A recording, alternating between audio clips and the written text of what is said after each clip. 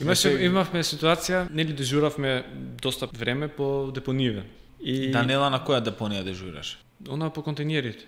Еднаш ве нападна во Шуторизари, кај депонијата. Еднаш еден од комуналните, од инспекторите беше исто така нападнат и замисли од градот, не она лично, му рекли на инспекторот да не пријавиш, да нека биде така. А човекот лопата во глава.